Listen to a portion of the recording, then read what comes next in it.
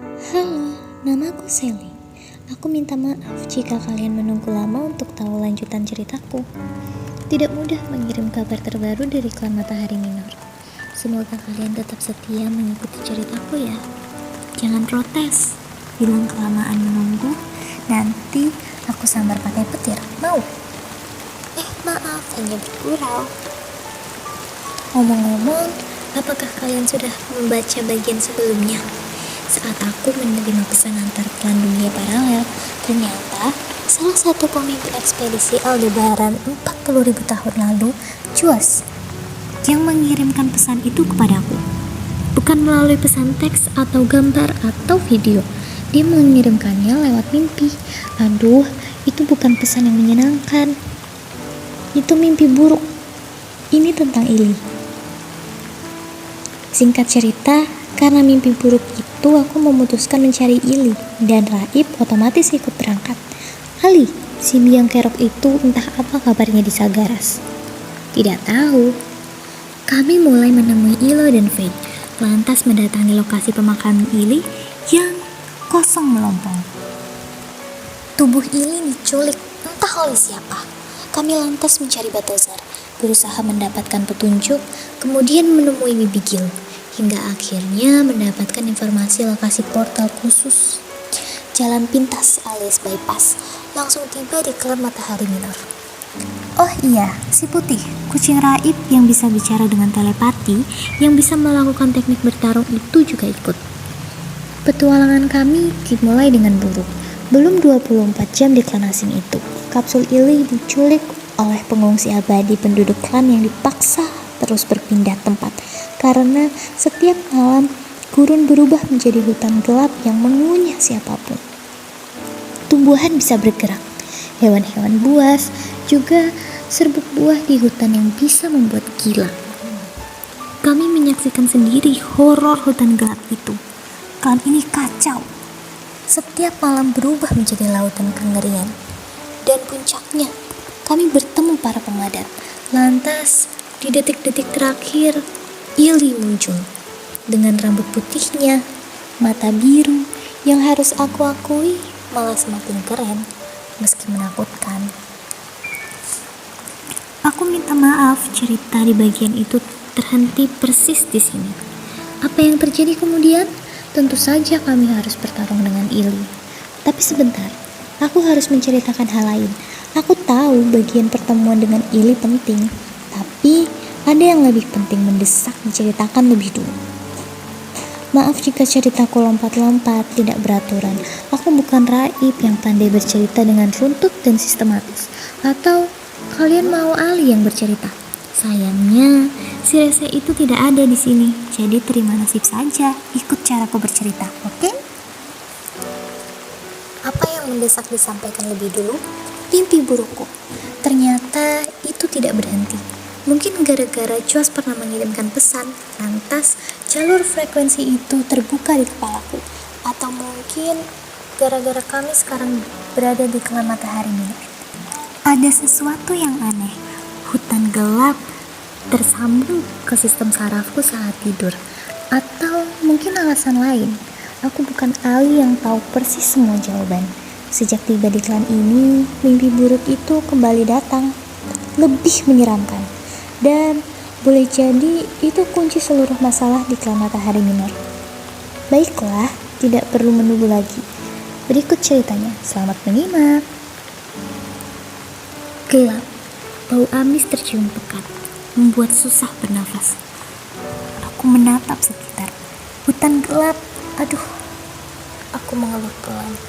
Ini mimpi buruk itu kembali datang. Aku kembali berada di hutan lebat yang muncul di gurun setiap malam.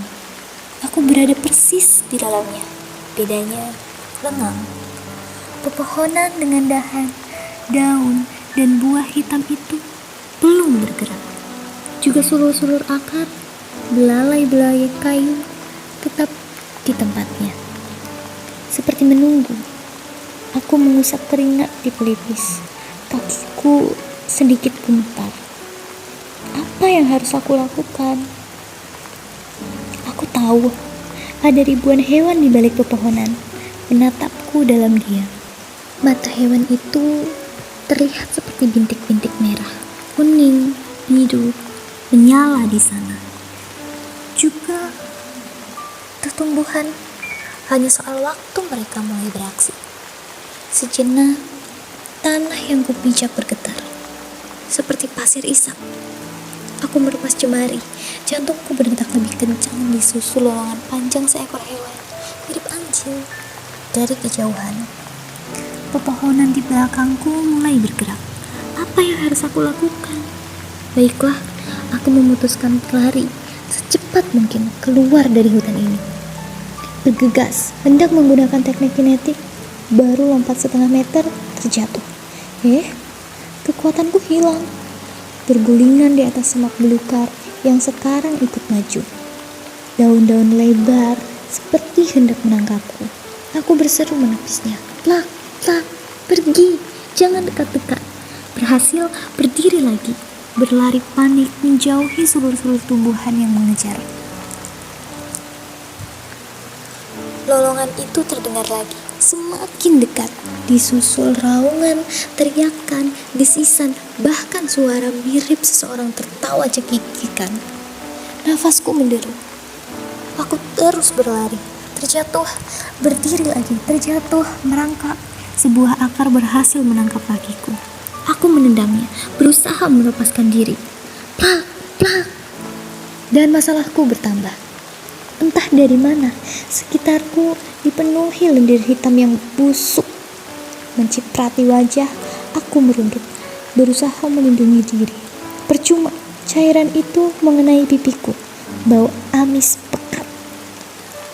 Disusul dengung serangga sebesar kepal tangan, mendesing, berusaha hinggap di tubuhku. Pergi, jangan dekat-dekat. Aku berusaha melepas petir, menyetrum serangga itu. Sia-sia. Jangankan nyala petir biru, kilau nyala kecil pun tidak muncul. Di mana semua teknik bertarungku? Sebatang akar berhasil menangkap betisku. Lepaskan, aku berseru. Akar itu terus melilit naik. Tanganku bergegas melawan. Semakin panik, aku semakin terdesak. Sejauh apapun aku pergi, akar-akar ini terus mengejarku. Juga hewan-hewan. Berhasil. Akhirnya, akar-akar itu terlepas juga. Aku kembali lari. Aku harus segera keluar dari hutan gelap ini. Tapi, kemana? Aku tidak tahu arahnya. Splash! Tiba-tiba, aku seperti melintas tirai yang tidak terlihat. Terbanting pelan, bergegas menyeimbangkan tubuh, aku sepertinya tiba di kawasan baru. Kembali lengang, hutan di sekitarku tidak bergerak. Dedaunan, pepohonan, akar, sulut, kembali diam. Juga tidak ada mata merah, biru, kuning yang mengintai. Tidak ada teriakan, desisan, raungan, apalagi lolongan. Aku melangkah gemetar dan gentar, memeriksa sekitar sambil menyeka wajah dan rambut dari cairan busuk.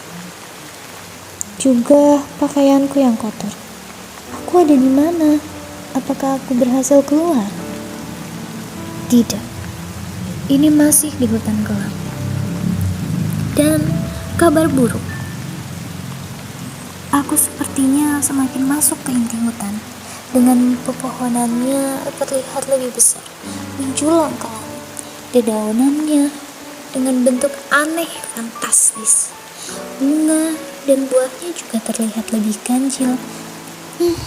Menakutkan. Apakah ini pusat hutan gelap?